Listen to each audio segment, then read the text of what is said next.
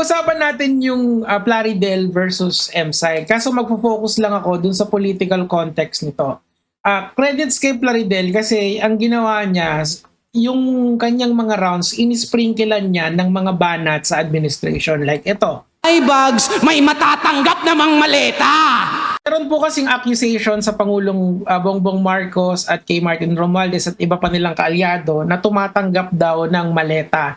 According to their allegations na sinususugan ng 18 Marines at ni Orly Gotesa at ng iba pa na meron daw dinadalang maleta sa kanilang mga bahay na ang laman ay bulto-bultong pera. But these are all allegations, hindi pa ito napapatunayan in the court of law. Talagang may basbas ng presidente para magnakaw ang speaker! Actually, may point dyan si Plaridel. Ang problema ko lang talaga sa point niya is that sinisisi niya lang sa dalawang tao yung corruption. Ang corruption dito sa Pilipinas is systemic, meaning to say top to bottom siya.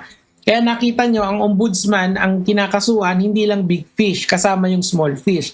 Kasi the problem of corruption, if you want to use fish analogy, is that isang aquarium yung problema or isang school of fishes yung problema. May big fish ka, pero hindi magnanakaw yung big fish kung wala siyang small fish na kasali. Pag nakakita ng AI, Sara nakikipagkamay sa magbibigay ng gas, kinikilig.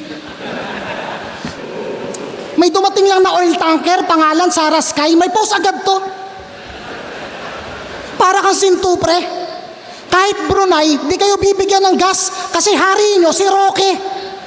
Ito po yung reference ni M-Site dun sa sinasabi niya. This was actually a real photo ng Sara Sky. Now, the Sara Sky is actually a Russian tanker na binili ng isang oil conglomerate dito sa Pilipinas. It has nothing to do with Sara Duterte other than sharing her name. Okay? Pero itong mga yawang DDS na to, like si Harry Roque, ayan o, carrying oil from Russia or hope in the Philippines. Bullshit po yan. Magpiprint ng karton, susuotan ng jacket, susubuan ng pagkain, nakakabagabag. So, ang reference po niyan, ito, yung mga yung mga DDS na merong fantasy na makakauwi pa si Duterte dito sa Pilipinas. So, bumibili sila nung cut-out figure na yan, tapos pinapakain nila. To the point yan na pinarody ko pa yan. Maraming salamat dun sa mga DDS kasi sobrang viral niyang post na yan. Dito nga sa flip top, pag bumoto, pinapaliwanag. Yung gusto nyong iboto, di nagpapaliwanag. So marami pong instances kasi na sabi ni Sara Duterte na gusto niyang sumagot. Kaso kung titignan niyo to, actually, this is a hearing noong 2024 where she refused to take oath. Okay? Kasi dapat kasi sa mga hearing ng ganito, magti-take ng oath ka para magsasabi ka ng whole truth and nothing but the truth, di ba? So that is the reason why yung mga critics ni VP Sara is actually like yung sinabi ni M-Site na bakit ganon, hindi ka nag-i-explain. Sabi mo, gusto mo mag-explain pero hindi ka nag-i-explain, di ba? Ito pa isa, yung bloodbath. I truly want a trial because I want a bloodbath. Kaso kung titignan mo yung track record ni VP Sara, ayaw niyang sumagot doon sa mga allegations sa kanya at to the point na dinala niya pa sa Supreme Court yung kanyang yung impeachment complaint sa kanya. Tapos nung una nanalo siya, nung pangalawa hindi na kasi tumuloy yung impeachment eh. Kasi like for example, yung problema sa bank account na sinisisi sa kanya ni Sunny Trillanes, like sobrang daling i-debunk niyan kung ikaw yung nasa position ni VP Sara. All you need to do is to waive your bank secrecy at pakita mo sa badlang people na wala kang tinatago. In fact, si Leni Robredo, during a time na meron din siyang ganyang allegation, ang ginawa niya is pinabuksan niya yung bank records niya sa ombudsman. So, kita nyo, madali lang naman yan as long as transparent ka. Kaso nga lang, kaya tayo ngayon nasa impeachment, it's because of VP Sara's refusal to be extra transparent kagaya nung ginawa ni Leni Robredo. Didilis, bangag, karton, maleta, nagtatalo-talo pa talaga itong mga gago na to. Ito yung part na sa tingin ko, hindi din Marcos apologist tong si M-Site kasi gumamit siya ng mga talata na pang-inis din sa DDS. Like, dinuktungan pa niya yon ng isa pang analogy. Ito. Okay, Imelda, may mga binawing alahas. Sa inyo naman, may nakatagong bato. Speaking of bato, mga suntok mo parang bato kasi hindi pumapasok.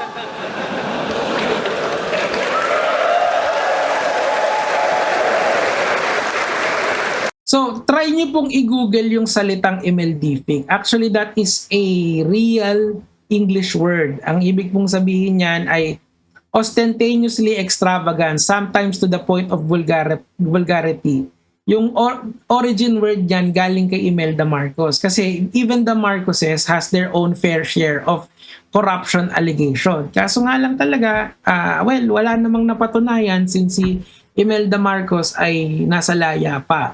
Now, ito po yung patunay na hindi exactly apologist itong si M-Site kasi binanatan niya yung nanay ng Pangulo. And pansin nyo rin, di ba, yung kay Bato kasi nangyari yan just recently, hindi siya up to date kasi nga yung second site kung saan lumaban si M-Site ay 1 month before nangyari. Ibig sabihin, may delay talaga ng isang buwan and sa isang buwan na yun, ang dami nang nangyari, di ba? Pero still, ang galing kasi miski delay siya ng isang buwan, parang pasok pa rin kasi wala na si Bato ngayon sa Senado, nagtatago na naman. Yung iba naman, pabalik-balik ng Europa, ginawang hagdan, kakapanig-panaog. So ang pinipertain dyan ni M-Site ay yung trips abroad ni Sara Duterte. Here's a snapshot ng August 9, 2025. Hindi pa kasama yung recent trips niya kung saan binanatan siya ni Attorney Claire Castro.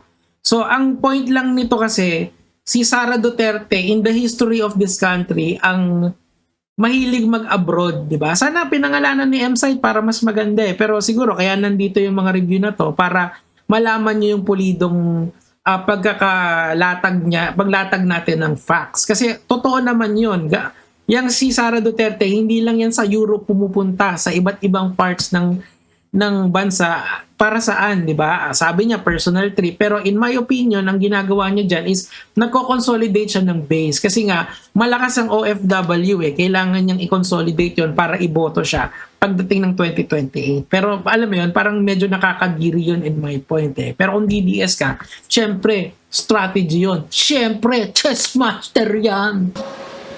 Meron pang nagtago sa Europe, tas nahuli lang sa checkpoint. Now, he is pertaining to Saldico. Ngayon, ang problema kasi kay Saldico, wala pa siyang red notice na tinatawag. So, legally speaking, wala pa siyang kaso pag nasa ibang bansa siya. Hindi ko alam kung anong ginagawa ng DILG, bakit ang bagal ng red notice para dito kay Saldico. Hindi ba dapat, kung malakas yung corruption allegations dito sa tao na to, dapat pagkalabas ng warat, meron na agad red notice. Kaso, ang bagal ng proseso. Mag-iisang taon na may kaso si Saldico, hindi pa rin siya nahuhuli.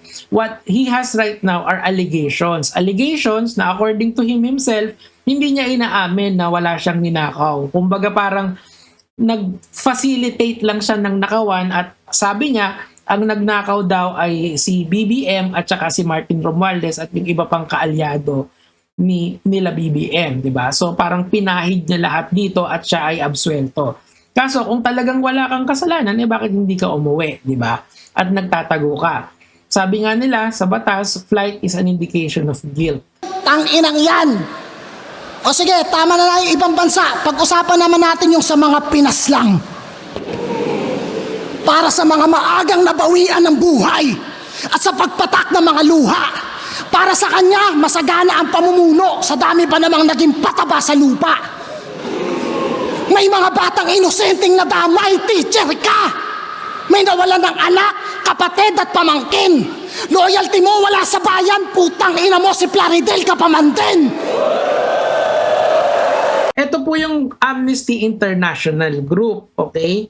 Ngayon po, matagal na po kasi nilang iniimbestigahan si Duterte at yung kanyang war on drugs, okay? Nung mayor pa lang si Duterte, sila na yung nag-iimbestiga sa kanya. So, ang point dito, it predates the presidency of Rodrigo Duterte and most definitely, it predates yung presidency ni Marcos. The Marcos government has nothing to do with the research of Amnesty International. According to them, if you do a little bit of research dito, more than 30,000 daw yung napatay nitong si Duterte sa kanyang stint as a as the mayor of Davao, and including the 3 years of his presidency. Kasi nga, after nung alisin ng ICC sa Pilipinas, wala na masyadong research about sa mga pinapatay ni Duterte. So ayan, isa sa mga siguro correspondence dito ay si De Lima, at saka kung naaalala niyo yung editor-in-chief ng Rappler na si Maria Ressa, sila dito yung talagang bumabantay kay Duterte. Now, ano yung resulta niyan? Ang resulta niyan ay simple lang. Kaya nasa ICC ngayon si Duterte is not because binigyan ng maleta ni Marcos ang ICC. Hindi yon. Ibig sabihin lang nun, there is strong probable cause or ebidensya laban sa kanya na nag-gather throughout the years. This is a year-long case build-up. Tandaan nyo, ito, inamin naman to ni Sonny Trillanes. Si Sonny Trillanes, since 2017 pa siya correspondence ng ICC. Yung mga biktima ng war on drugs, sila Kian de los Santos and others, ay nakikipag-coordinate na sila with the group na tumutugis dito kay Duterte. Ayun talaga yung naging resulta. So, hindi nyo masisisi yung pamahalaan kung ngayon lang sila nagkabayag para panagutin si Rodrigo Duterte at saka yung mga cohorts niya, and susunod niya din si Bato and eventually si Bongo. That's the reality of the situation, mga Lods. Kapag nagkaroon ng pangil ang gobyerno, kahit sino talaga hahabulin yan. O, kita mo, literal na hinabol si Bato. Ano? Iyak na lang kayo? Humanda kayo sa 2028? O ba't? Sino bang nabudol? Kami ba? Tinutulan na yan dating-dati pa. Putang ina, mga propagandang meaningless. At oo, tang ina mo nang gagaling to sa dating kapwa mo, DDS. So, yung iyak sa 2028 or yung mga ganyang permutation ng salita, usually sinasabi yan ng mga trolls. Pero naa-adapt yan ng mga DDS, ng mga tanga-tanga, di ba? Kasi hindi sila nag-iisip, wala silang common sense, wala silang critical thinking. So kung ano yung sabihin ng mga KOL nila o key opinion leaders nila, yun yung uulitin nila. Ang mga key opinion leaders nila ay mga trolls. So ending, ang sinasabi nila, yung sinasabi ng trolls. So hindi mo na ma-distinguish kung sino yung may utak sa wala. Parang lahat na lang siguro sila walang utak. Now, totoo yung sinasabi ni M-Site na sinabihan naman kayo na mag-doom to fail yung unit team na yan. Kaso binoto nyo pa rin. Ano yung resolution natin dito? Sana pagdating ng 2028, ayusin nyo na yung pagboto nyo. Huwag kayong bumoto ng naaayon sa pangalan. Magbumoto kayo ng naaayon sa gawa. Ano ba yung maibibigay nila? Sino ba sila? May alam ba sila sa batas? Huwag lang basta sikat, di ba? Meron ba silang alam sa economy? Meron ba silang, may natapos ba sila? Hindi kasi basihan talaga yung pangalan dito. Usually kapag kaganyan, hindi merits yung hinahanap mo.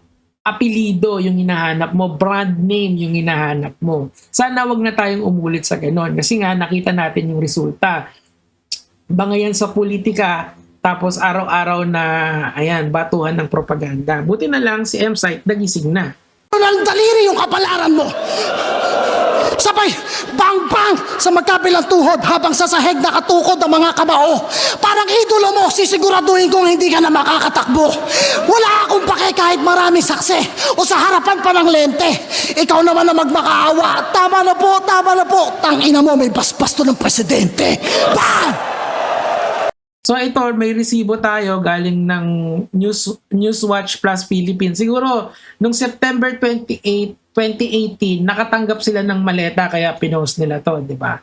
So dito, accordingly, sabi ni Rodrigo Duterte, kasalanan ko yung mga extrajudicial killing. And hindi lang yan eh. If you fast forward nung halimbawa nung Quadcom days, umamin din naman siya na may mga pinapatay siya. And fast forward natin halimbawa doon sa Senate hearing kung saan kinross-examine siya ni Risa Hontiveros, umamin din naman siya na meron siyang mga pinatay na tao. And sinabi niya under oath na sila Bato de la Rosa at saka yung iba na kasama niya is kasabwat niya sa patayan. So actually, pag dinidebate pa to ng mga DDS, naaawa na talaga ako sa kanila. Kasi yung mismong poon nila na sinasamba nila, na sinasabi nila kasi nawala yung mga adik nung nandyan siya, umamin kung paano niya ginawang mawala yung mga adik, ayaw na nilang paniwalaan yun, di ba? Hindi kasi pwedeng ano yan hindi pa kasi pwedeng walang pananagutan yan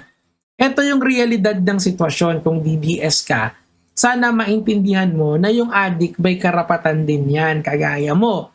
They have the rights for life, liberty, and property. Kung gumagamit sila ng pinagbabawal na gamot, dadaan pa rin sila sa due process. Meaning to say, miski nahuli mong yan in flagrante delicto or caught in the act, hindi ibig sabihin automatically na criminal sila. Dadaan muna sila sa due process na tinatawag. Yung due process na yon nakasalukuyang hinihingi ni Rodrigo Duterte at saka ni Bato de la Rosa na binibigay sa kanila.